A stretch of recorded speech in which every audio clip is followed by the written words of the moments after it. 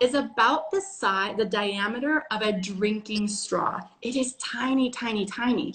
That doesn't mean that anything bigger than that opening is going to cause your baby to choke. It means that for a baby to choke, a 6-month-old baby, a piece of food has to be able to make it in to that drinking straw and get stuck there.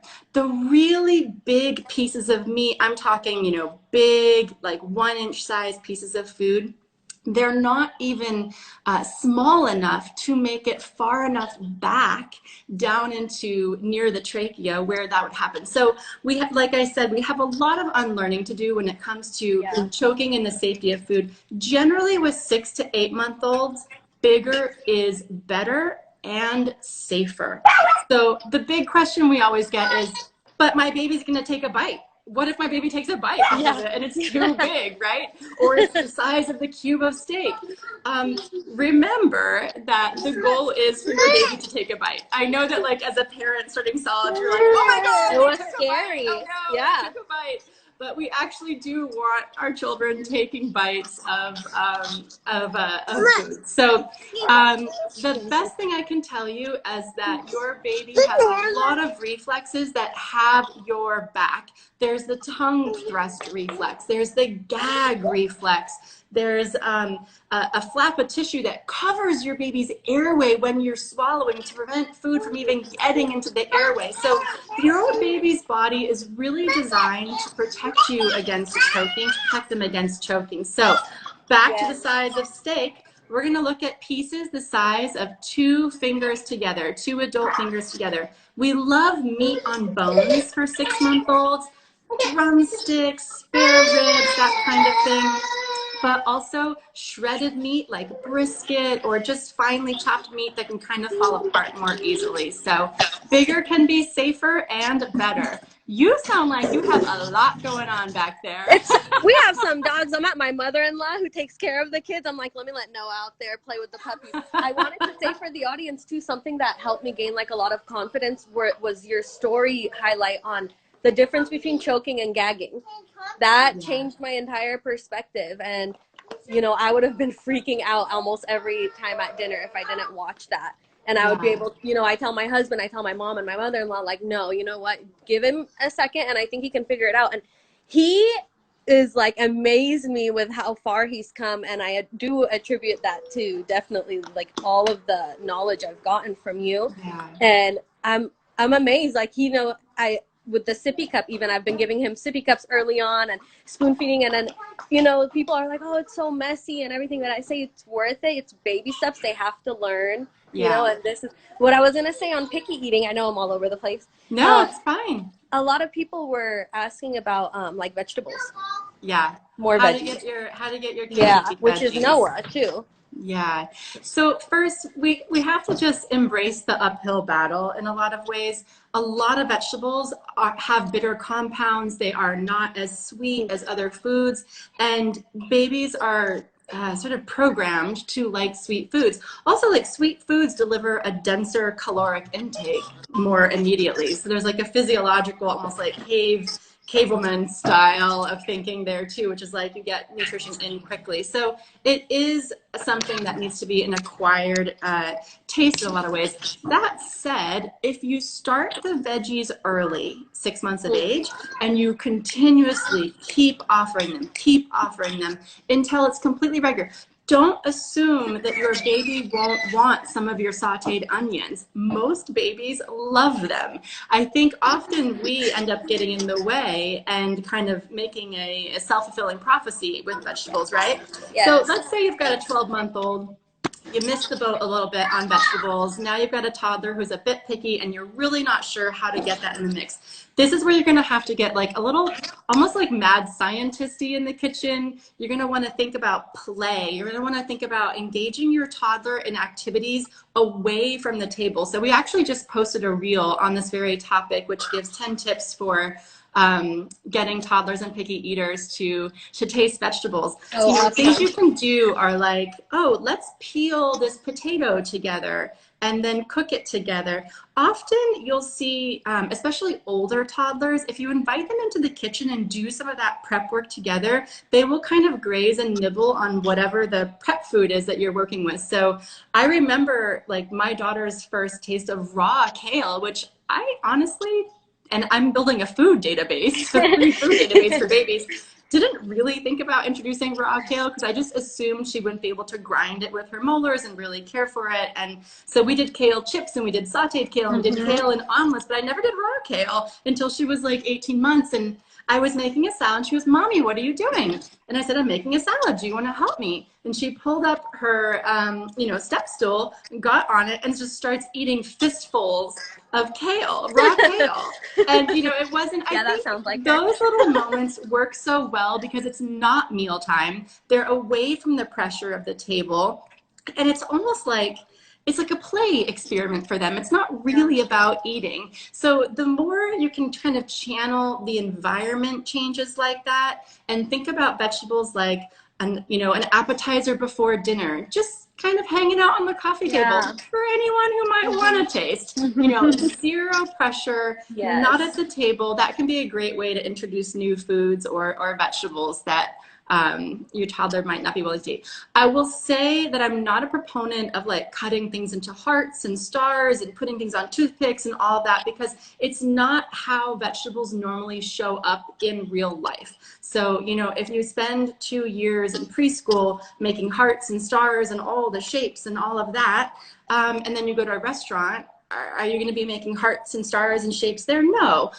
Now, if that is a gateway for your child to eventually appreciate the taste of cheddar cheese or whatever it is, go for it. Like, I'm a mom of picky eater. I've been there. It is madness, and it goes on for a really long time.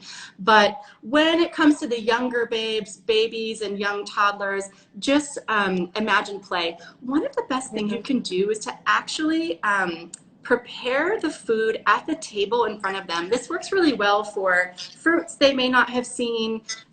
Peel the orange in front of them. Let them peel. Crack a hard-boiled egg and start peeling the shell. Cut a piece of fruit and show them the color inside. Often when they see the whole food, like the whole spaghetti squash or the whole zucchini, whatever it is, they get a lot more interested. Toddlers aren't super interested in tiny little pieces of food.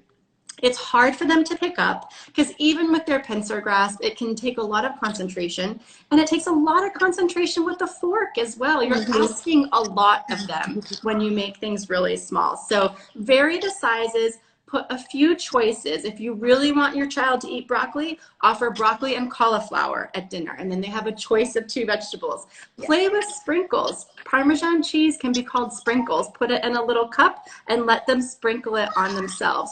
Or put a little butter or oil in a little creamer and let them pour it on themselves. You want to just really get creative about thinking about how can I engage my child with this food without any pressure to eat it. And your tips honestly have changed the way I think and feed Noah and approach mealtime and dinner time. And it really did. I'm so happy that I went this route with him, and I'm definitely going to continue through all my, if I have future children, they're definitely going down this route, because I feel like every time I watch your stories, I'm like part of the family at the dinner table, and I'm like, wow, that's smart. Next time I'm going to bring the plate of fruit to the table and let him play with it. And he's going, and he's going to eat it. He could taste it. And if he doesn't like it now. Babies and toddlers learn through play. This is going to be a theme throughout your entire life. You sit a kid down and ask them to write their name, they're not going to be super interested in using a pencil for the first time. But if you get really creative and imaginative about what we're drawing, now we're talking about using a pencil in a different way. So I think as new moms, this is a tip we can kind of extrapolate to or apply to a lot of different areas of growth and development. It's all about play. Yeah. Which can make our mothers-in-laws a little crazy. And myself, imagination all day long, right? Yes, exactly. It makes a difference, and it is easier, in the long run doing this and having them on board. And I feel like it creates more capable kids as well. And I Yes. see Noah, he doesn't get out of the kitchen now because he's always so like, interested in what's going on and everything. So Yes. it really, I I'm love that you so happy. use that word because I think that the entire baby food industry is built on the assumption that children are not capable, that babies are not capable, that toddlers are not capable. And it's really quite the opposite. They are Mm, so amazing and they are so ready to learn I if you agree. give them the opportunity. Oh yeah, I agree. Thank you, thank you, thank you, Jenny. What Like other tips can 100%. I share with you guys? Like, you want to talk about preventing picky eating more, or what's most helpful? I know, maybe picky eating might be the best route, or I know what, as I'm reading through the comments, people were saying that sometimes their kids just don't eat at all. Either they Yes. might not be Okay. hungry or even if it's So, well, let's talk mealtime. about the slope into picky eating because a lot of kids go through it. When we talk about picky eating, there's sort of two different ways I want you to think about it. One is the standard, years of picky eating, which is basically like 18 months to age 4. It's just a more selective time. Toddlers are really asserting their independence. Preschoolers, are really big on saying no and doing it their way. And food is often one of the only things they can control from start to finish, right? So it's really common for toddlers just to move through what we would call a more selective eating phase. When we talk about like my son Charlie, for example, we're talking about a severe picky eater. How do you know if you have a picky eater? I would say if mealtime is causing you stress, if you are consistently worried about what to make that night for dinner because your child might not eat it, if your child is consistently refusing meals completely or just eating like a number of things, like you might say, my child only eats 7 things, then we're talking about picky eating. We don't consider any baby below 12 months of age to be a picky eater. So if a baby below 12 months of age is not eating, there's something else happening that can usually be resolved quite quickly. Schedule changes, sleep changes, ounces of formula changes, whatever. So let's talk about that more kind of typical slide into picky eating, because that's what the majority of the population is experiencing. What often happens is that a child, 6 to 12 months old, will eat almost anything, including like dad's leather shoe, right? They will put everything and Yeah, anything in their yeah. mouth, which is why it's such an amazing time to introduce a wide variety of food and get them used to it. By 12 months of age, that child is a little bit more aware of that they like white bread more versus brown bread, and I like red apples more than green apples, and it's like a bit more of a selection going on in their mind, and also a more assertive personality. No, I don't want that. Like as they're taking a bite, you're eating it as you're Exactly. saying no, Exactly. and so there's a behavioral thing, there's a control thing going on, there's an independence thing going on. Your job as a parent from like 12 months to age 4 and beyond is really to stay calm, cool, and steady. This is where most people fall down, Amanda. This is where I fell down a lot with my firstborn. I freaked out. I panicked that he wasn't eating. I started, really kind of, are you sure you want one more bite? Just one more bite? Just one more bite? And constantly leaving food out around the house because he didn't eat enough for dinner. So I think I need to do an after dinner snack. And then he didn't really eat that much. So I need to do a bigger breakfast, and constantly obsessing about nutrition and weight gain. And, it piles on to the child, and it's like boom, boom, boom, boom, boom. They start to feel really anxious when they're coming to the table. Like, why is mom freaking out so much? And why is everyone watching me? Yeah. Why is this so intense? So my best phrase that I can give everyone watching is when your child is slipping into more selective eating, when they refuse to eat, when they throw the food, whatever it is that's going to flip your switch and make you go crazy, I want you to feign indifference. It's another way of saying fake it until you make it, or almost act like you don't care. Not to be without empathy for what your child might be going through in that moment, but to make sure that you check your emotions at the table. We don't want to bring any added stress to the table. A lot of picky eating is about a child feeling anxious at the table. So the first step is to remove the layer of anxiety or stress that's coming. So, okay, so how do you feign indifference when you want to scream or cry or all these things? You have to basically kind of put on a Stepford smile and say, oh, okay, you don't want to eat lunch today? That's all right. There'll be more at snack time. Literally, you live in my head really every day, and I just say, and then take the food away, and snack time will follow. Don't go run into the kitchen to make macaroni and cheese or their favorite sandwich, or get crackers or whatever that's going to make you feel better that their belly is full, or a pouch. You can be firm. It's okay to let your 12-month-old plus child to feel hungry as a result of deciding not to eat. I know that can be a difficult kind of concept, especially as mothers, to wrap our heads around, because we've been feeding them since birth. It's so hard, but it's one of the best ways and the fastest ways to sort of teach them that food is served at the table, and when you're hungry, you can come to the table, you eat, and then you are satisfied and you're not hungry anymore.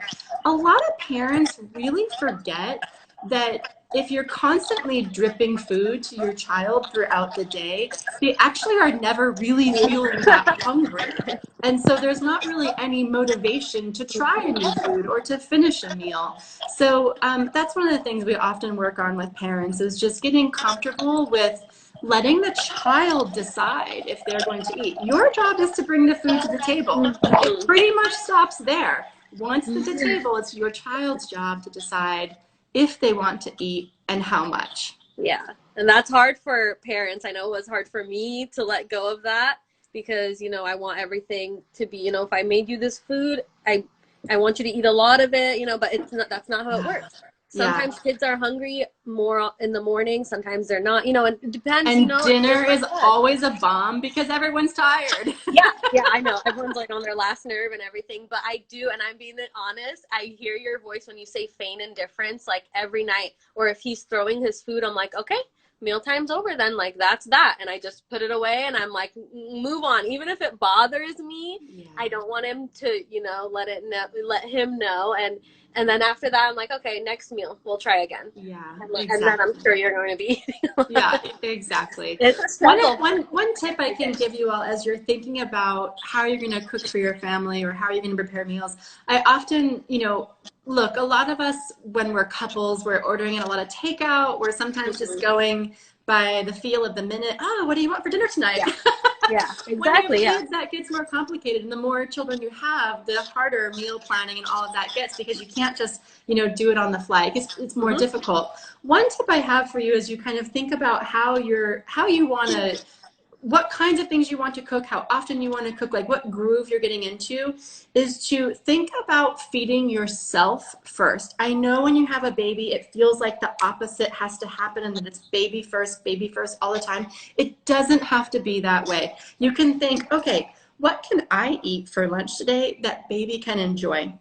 Then when your baby or toddler or preschooler or high schooler decides not to eat that meal, it's not like a personal insult to you, which changes the dynamic at the table. So then it's about, okay, how can I modify what I'm eating to be safer, baby? Let's talk about sodium, since someone had a sodium question. Okay. So there's a lot of, first we have a huge sodium page on our website if you want to see exactly the milligrams, how much your baby's age can have and all of that. Just go to solidstarts.com and search sodium.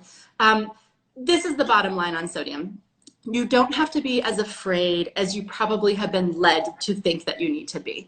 Look, I think that there was a lot of hype around sodium 5 years ago or so. Babies can't have any sodium at all.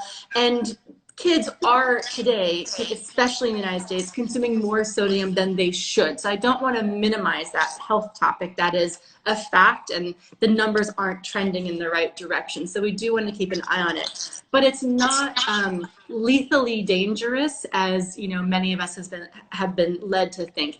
Sodium can actually be lethally dangerous, but not if it's in your food and babies just eating, and especially self-feeding. Now, if you're going to put 2 teaspoons of sodium in a child's mouth, that is a dangerous situation. They will have to go to the hospital.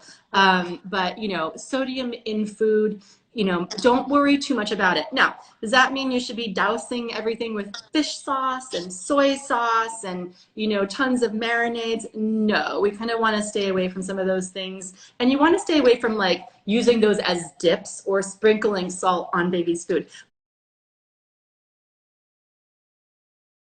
But if you've made a roast chicken and you've chicken off, which is a good idea anyway for choking, and don't worry about it. That little bit of sodium that they're actually ingesting isn't going to make a measurable difference. Yeah, that's good to know, because I know that came up a lot, and that comes up on the Facebook groups too, and I want to tell them it's not too bad, but also keep in mind, because that is something I forget as well. No, I can't eat something as salty as we can. Yeah, a lot of parents end up eating a little bit better when they have, it's so or true. I should say new parents, they end up, and then it gets worse because you get so tired, but a lot of new parents end up kind of cleaning up their own diets a little bit because, because baby is there and of the sodium. Yeah. Mm-hmm. And they're watching, and now he's like watching what we're eating. And yeah, exactly. Let's see. I probably have like one last section I can do with you. What are some of the most common questions you got last night, or that you get, or that you have? I'm still seeing a lot, and a couple of my personal friends, they were saying their baby just is. How will they know the signs? I should say. What are the signs of readiness? Of readiness. Yeah. So this is a great question because say again. Oh, aside from like holding the head. On Yeah. So there's basically 4. So being able to hold the head up strong. You don't want baby's head flopping around, a good core stability so they can safely sit in a high chair upright and they're not kind of like leaning to the side. Yeah. This is a safety thing because, you need core strength to make fine motor and smaller movements in your tongue and throat. It's not something that most people understand, but your baby's trunk, their middle, needs to be strong to be able to make the smaller motions of reaching, grabbing, biting, chewing, and moving food around and swallowing. So we want good head control, we want good core strength control. Typically that's kind of observed as a baby who's able to sit. So if your baby is able to kind of sit like either in a tripod, especially if they're able to kind of reach and grab and move around when they sit, that's a really good sign that they're ready. Another sign you can look for is just them watching you eat. Okay. Are they interested? That's a really good sign too. Are they kind of smacking their lips or mouthing when you're eating? We want to introduce food to babies when they're interested in it, because if you bring a baby to the high chair who might be strong, who might have head control, but who's not quite interested yet, it's just going to be a little bit of a rough start. It's not the end of the world, it's just a little bit of a rough start, and then there's a weird dynamic at the table and you might kind of have to do some resets. So that's really good to know. Generally all of these signs typically show anywhere from 6 to 7 months of age. If you've got a 6.5-month-old baby and you're not sure if they're ready and they're not really showing those signs, it's a good time to talk to your doctor. Yeah, no, that's amazing. That answered the question perfectly. Yeah. Because the kind of, the baby is not interested. They kind of move their head back and forth. And so maybe just wait. And you know what? Like less all of you with the 6-month-old and 5-month-old babies, remember just how rapidly things change. Like yesterday they weren't leaning at all and now they're like leaning on their side, Yes. All these little things show up even just days later or weeks later. So even waiting one more week, it can make a world of difference. It doesn't have to be a long time to wait. Yeah. But do lots of floor time. We're going to do sort of a series of prep for the table videos and things like that, but like getting baby ready for the table. But one of the best things you can do is just really put your baby on the floor a lot. I know it can be hard and tummy time can be uncomfortable, but on the floor, on the side, all different motions, on your forearm, on your knees, so they can kind of hold their head up and look around and get really strong back here. Just get really creative with letting them twist and turn and reach and push and all those things that really strengthen the core. I love it. I love it. Whew, okay. I know. I think that answers most of my questions for you. I think we need to have another live soon. Happy to. Happy to. Right? Anytime. No, it was really nice seeing all of the babes, and good luck with the feeding. And if you have any questions, you know where to find me. Thank you. Oh, you know I'm always watching your story. Thank you so much. And I Bye, really everybody. appreciate everything you've done. Have a good rest of your day, Jenny. Thank you. Thank you. Bye. Guys. Thanks, Bye. Amanda. Thank you guys for tuning in and